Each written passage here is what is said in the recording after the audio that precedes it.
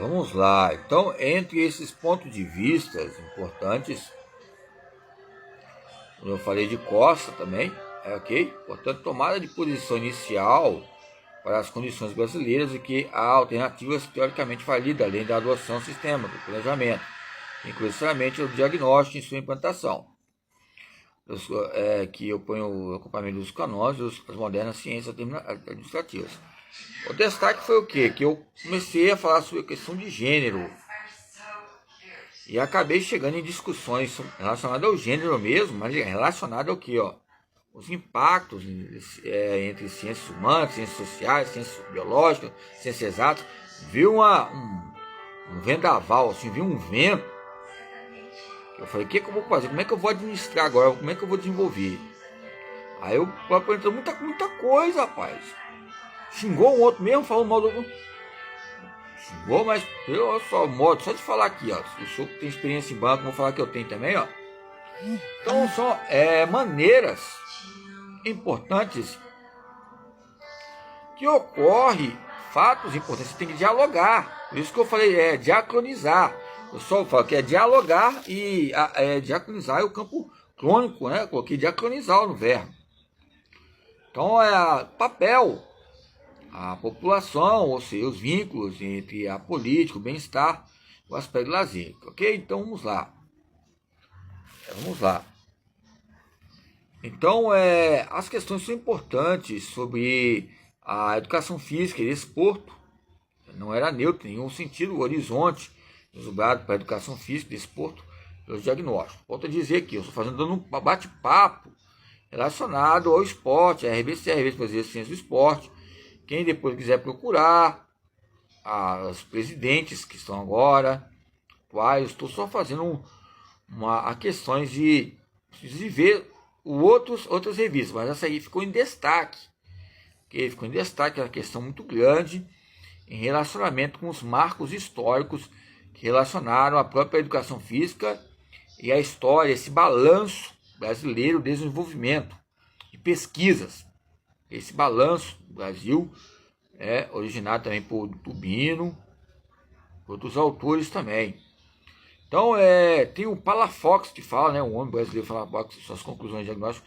Ele fala que desde as principais conclusões de diagnóstico de educação física, desporto, encontramos realmente uma das primeiras informações vinculadas diretamente aos desenvolvimento da ciência.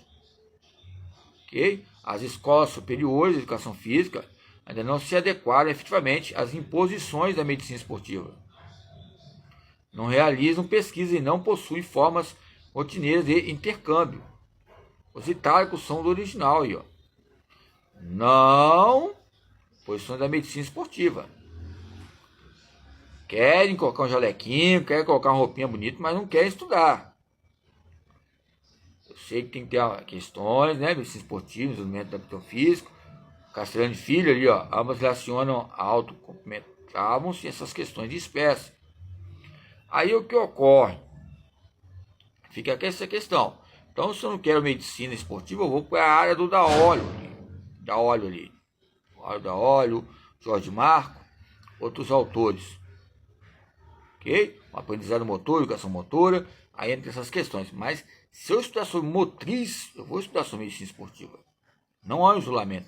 É lógico, tem um destaque específico a esses conflitos relacionados que a questão. É lógico, o capital é diferenciado. Medicina esportiva você ganha mais. Fazer periodização, treinamento. Mas o que nós colocamos aqui em discussões aqui que está em destaque maior entre essas detenções relacionadas à teoria prática e campo histórico.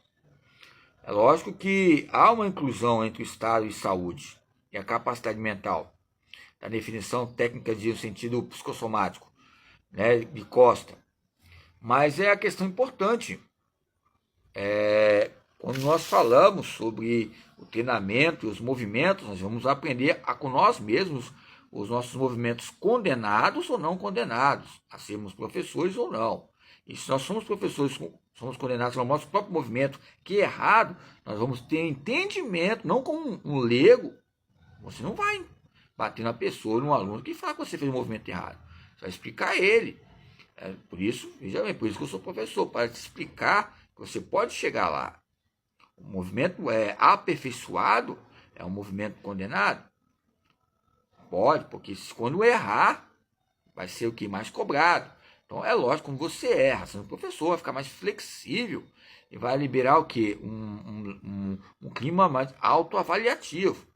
Estou falando, é lógico, falando de determinado ligado à medicina esportiva. Imagina se um cirurgião erra. Embora a medicina esportiva falaram que eu tinha que fazer cirurgia. Ou seja, ser obstetra. Obstetra, fala, né? Parteiro. Eu falei, não, querido. Não, querido, não é assim. A medicina esportiva, estudar o quê? Sobre a área esportiva. Eu vou entrar nessas áreas aí, é lógico, de cirurgia.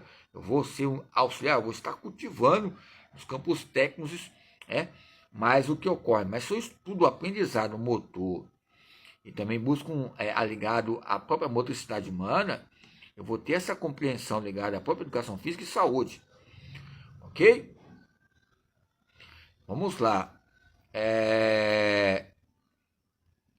Embora tenha Caudêncio Fricoto, coloca Caudêncio de Abreu também, alguns artigos também, e Fricoto, que é a produtividade da escola improdutiva, né? Um reexame das relações entre educação e estrutura econômica, social e capitalista. Então, ou seja, são fatores, aí é lógico, biofisiológico, distante daquela observada pela Organização Mundial de Saúde, a compreensão, essa sustentadora do presituato, primeiro artigo 3º do decreto número 69, 450/31, que diz construir a aptidão física, a referência fundamental para orientar o planejamento, controle, a avaliação da educação física e esportiva. Ok? A recreativa, o nível de estabelecimento do ensino. O processo do entendimento, saúde. Ou recreativa, eu quero dizer que a medicina esportiva tem que respeitar muito a recreação. Estudamos muita medicina, muita fisiologia humana para explicar aos alunos que o lúdico e a brincadeira. É lógico que o próprio professor vai falar que você não vai estudar, mas querendo, em campo de consequência ligado à colônia de férias, você tem que estudar bastante. Porque o que tem de diagnóstico de autista, hiperativo, descalculia, problema mental, você tem que estar sabendo na língua o que o próprio mãe e o pai. Se você é um coordenador ainda, você tem que estar ligado na medicina esportiva, biomedicina, biofisiologia, ou seja, bioanatomia, entre os campos de inciso, artigo 5º, artigo 6º, que um é pior que o outro, aí que vai demonstrar sobre o lazer. É um dos campos importantes, nos traz essa eficácia, essa eficiência entre modelo da sociedade brasileira, que o próprio Castelani Filho coloca aqui. Okay? Então, quando coloca a recreação, coloca uma longitude, uma viagem no tempo, quando eu estava como coordenador da época. Se a mãe ou o pai falasse que tinha algum problema no genovaro, né? Algumas questões na cabeça, na coluna, como é que eu ia fazer? Eu ia fazer exclusão? Tem que haver uma inclusão diante. Se você sabe o diagnóstico, vai saber uma aula que possa não aumentar o impacto. O impacto relacionado é uma criança e ela quer participar, e aí? Aí se falar, o professor, tem um professor lá que ele preocupou, já a própria mãe, o pai já vai colocar na escola, né? Entendeu? Vai haver um investimento entre o pessoal, os laboratório, educação física e medicina esportiva. Por isso que eu faço esse conflito, ok? Então vamos embora. Então, entre essas questões importantes entre educação física e desporto, a vigência, né? Pós-graduação. Então, nos anos 70, a educação física e esporte esteve marcada pelos conceitos de rendimento, de eficiência e eficácia. Essa visão contrata nos pressupostos de uma concepção positivista de ciência, oriunda de uma filosofia de educação de ordem burguesa. Alguns falam até que foi o Pelé que ajudou a ser mais positivista, realizado com uma visão fisicalista, neutralista e quantitativa, a ciência que reduz a realidade ao matematizável. Foi difundida em grande escala no meio da educação física nacional. O surgimento acelerado de laboratório de fisiologia do esforço e a importação de máquinas de musculação e aparelhos sofisticados de cicloergometria